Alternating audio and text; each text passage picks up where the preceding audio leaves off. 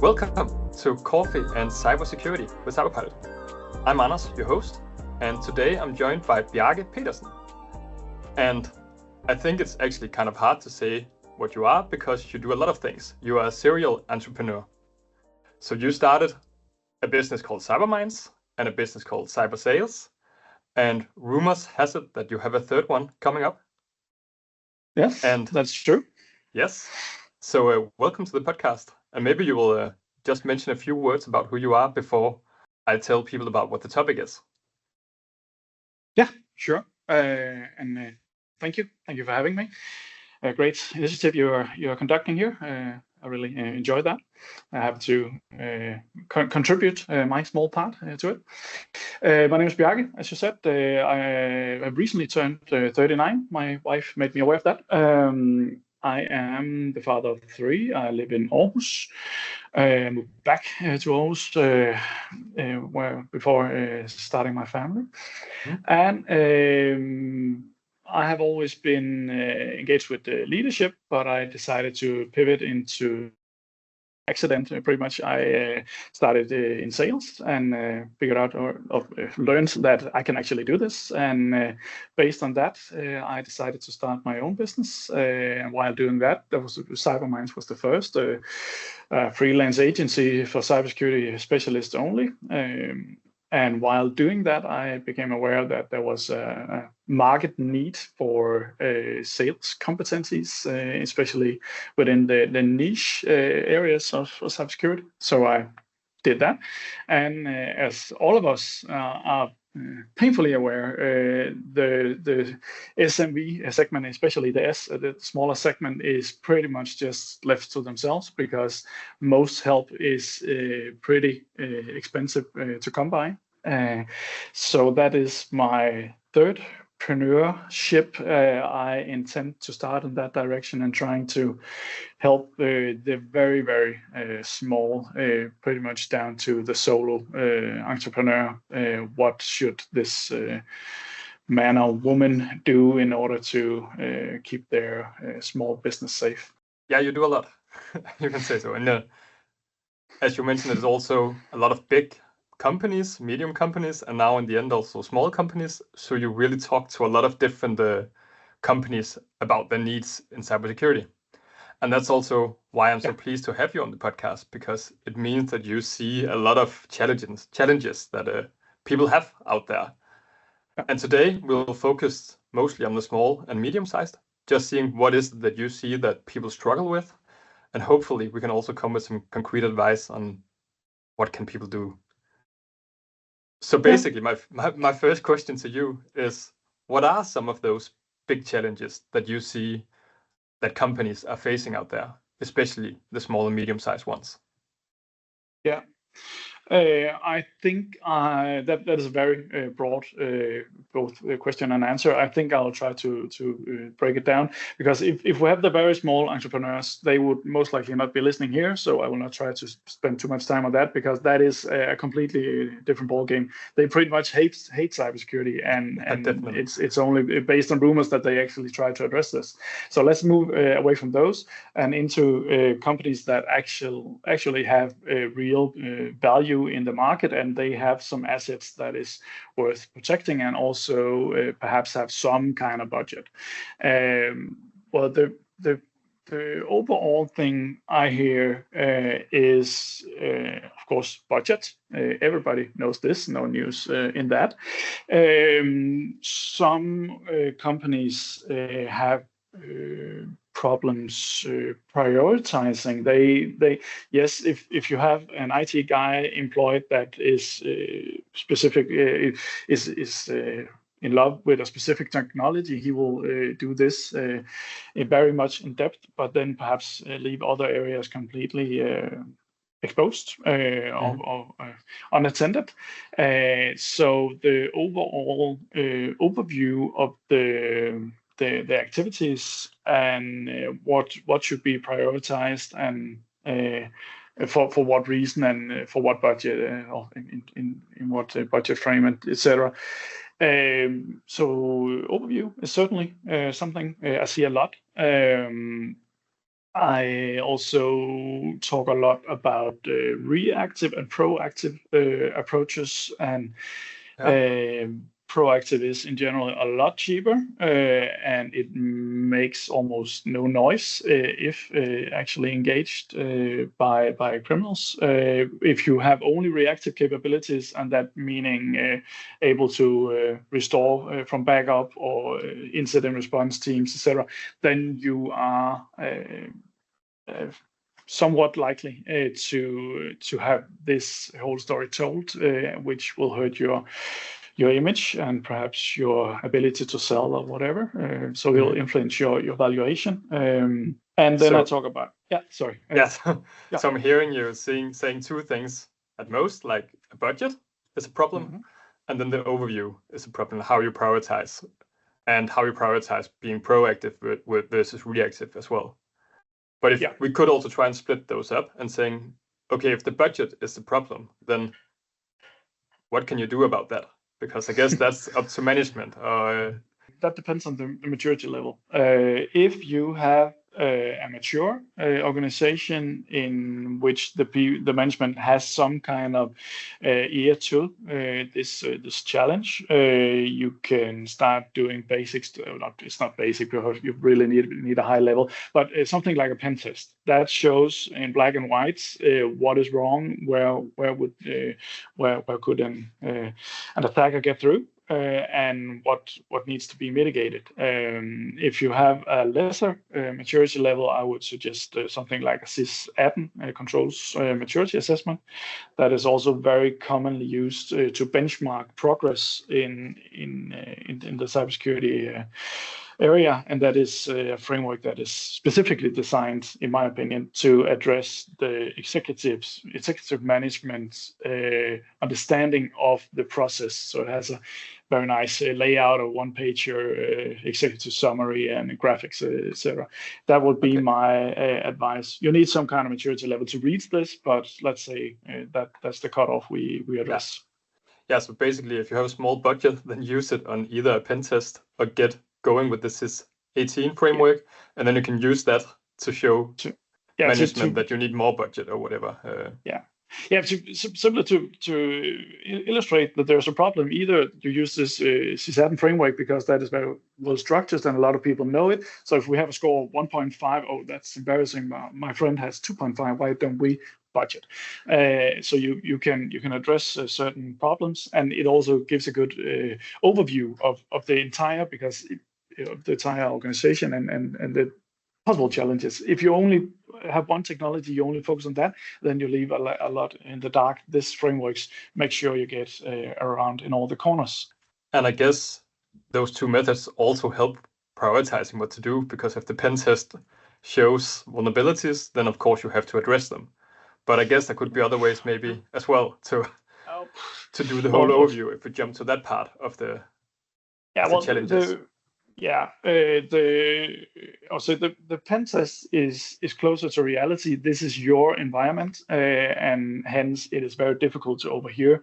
And a pen test is also always structured in priorities. This is critical, high, etc. And then you can say, all right, our budget. This is how far our budget reach, and then you can solve according to prioritization.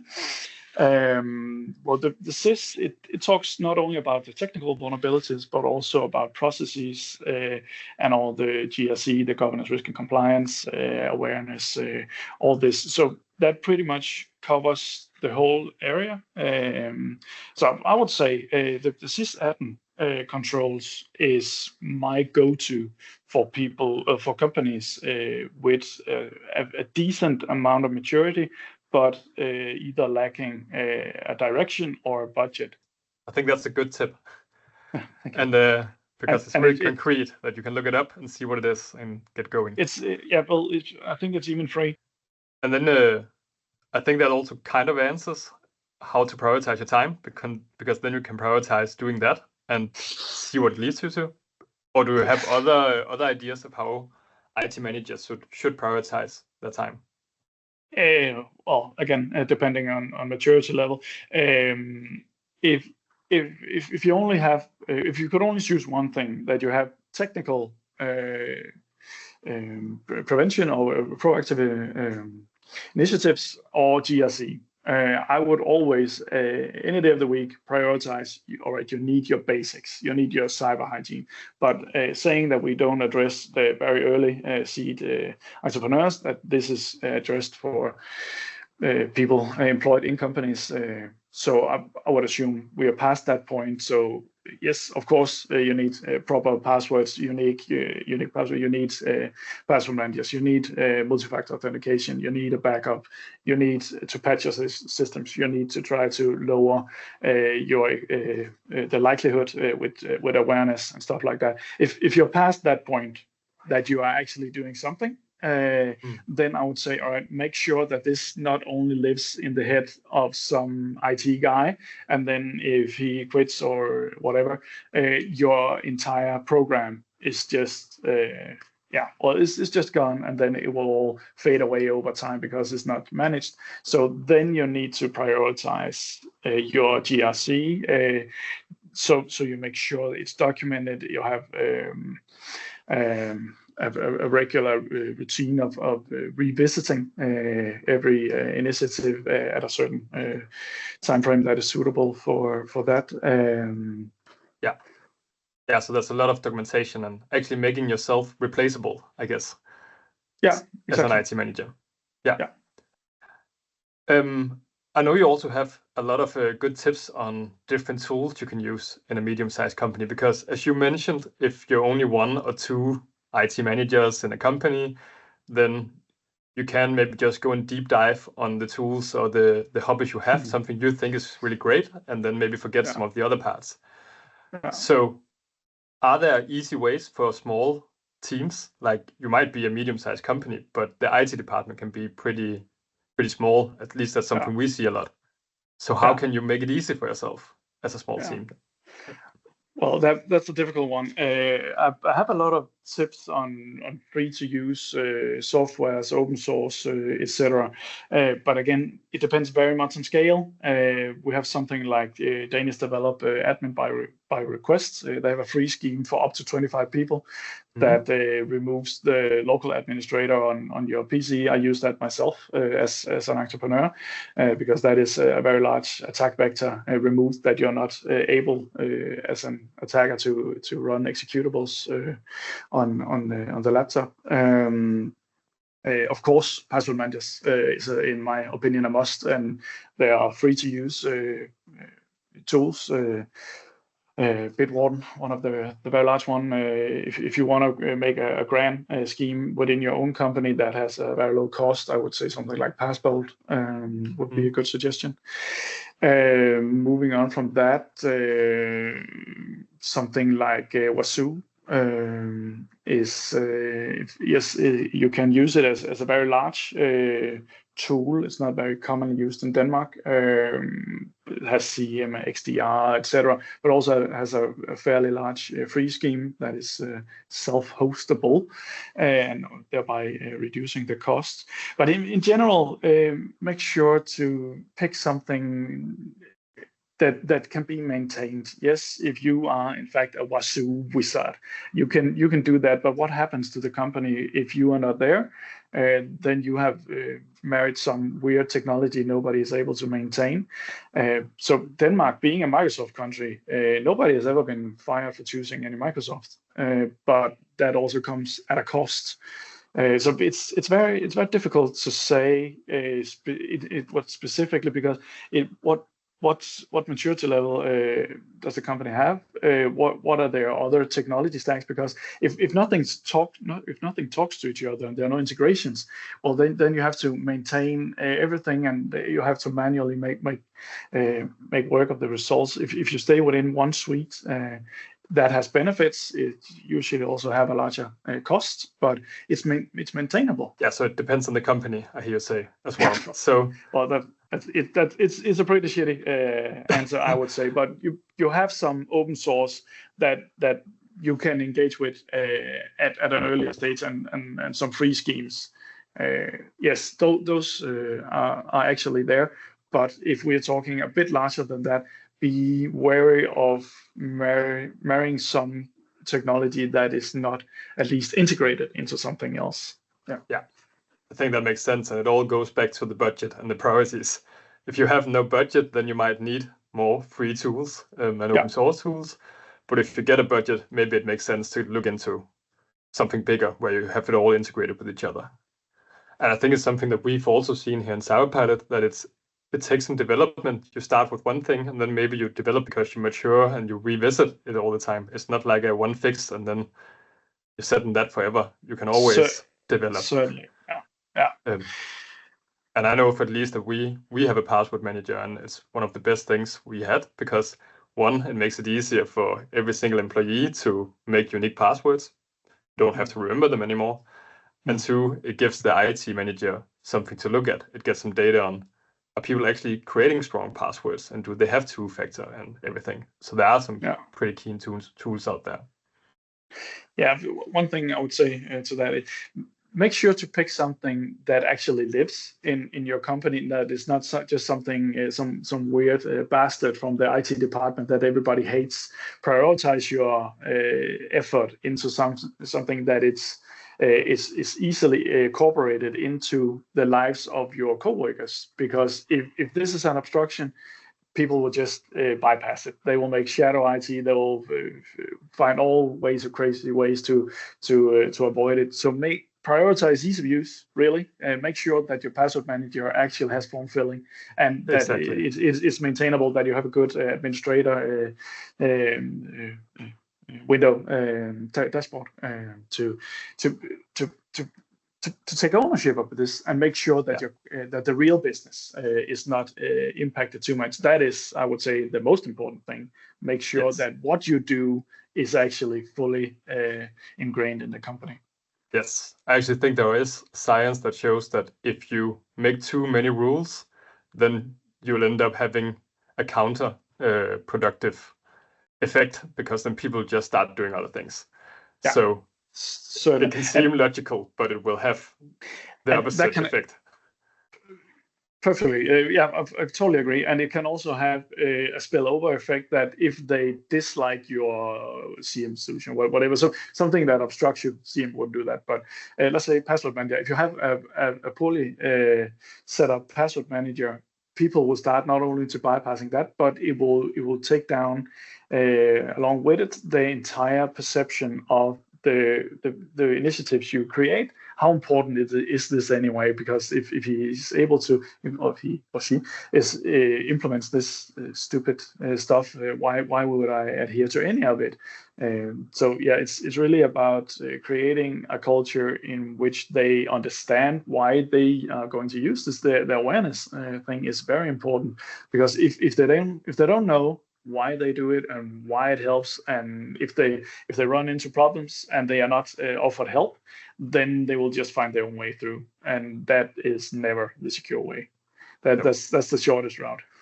I'm running out of questions. I think the last questions I've written down is if you have like 3 tips for SMEs how to manage their cybersecurity, and maybe that's a hard one to answer now because we've already gone through a lot of things.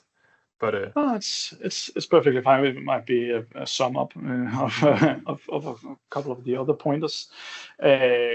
Prioritize technical changes, because any risk aware person would know that you have a likelihood and a consequence.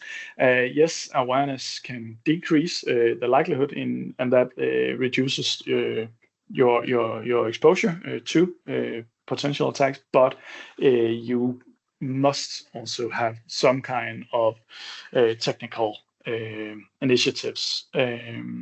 I can list a whole lot of those, and then you can just pick, all right, I'm at this size, and then we could leave the rest, but it become too difficult. But let's take a few. Something like a strong password manager must have, please, two-factor authentication. You can also use Windows Hello often as your passwordless logins. Also great. Just do something about the everyday usage of logins. Don't have your business name 1, 2, 3, 4, and avoid the two-factor authentication. It's a huge risk to run. Make sure you have some kind of reactive capabilities, or if you don't, you are completely in the mercy of the ransomware gangs. And well, not only is it terribly expensive, but sometimes they just ask twice. If you pay too fast, they ask for another.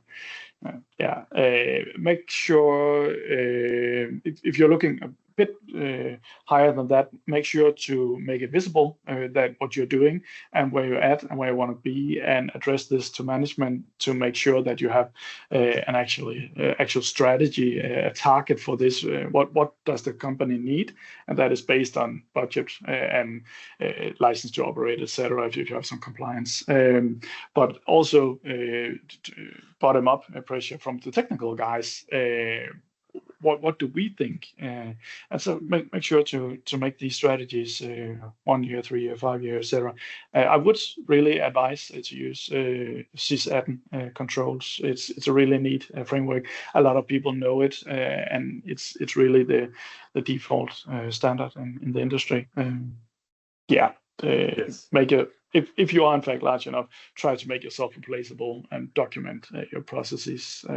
So it's not just whoever is the IT guy at the time that dictates the level. And lastly, prioritize ease of use. Short and sweet. I think it was almost 5 tips, but they were good. So I think we'll use them all. Cool. Perfect. Do you have anything else you wanna talk about? Well, then it should be try to engage with the cyber community. I've been in various different industries, and the cyber community is by far the most welcoming and engaging community. We have a lot of free welcoming initiatives where you can not only network, but you can actually also learn a lot of stuff. So I would say try to engage with the cyber community. Yeah. And then I think we will round it up with that. And I would suggest going into LinkedIn and following you. And then if you're curious on that cyber security community, then I guess they can also write you to learn more about what are those events, where can they find them. Yeah, I post that once in a while, and I am also a cyber community enthusiast. So I also am a co-lead, co-chapter lead for one, and so they're more than welcome to write me, and everybody's welcome to write me. I love helping out. Yes, but also in that specific regard, I would gladly help. Perfect. And thank you for joining the podcast, and I hope you all enjoyed it out there. Click subscribe if you don't want to miss another episode.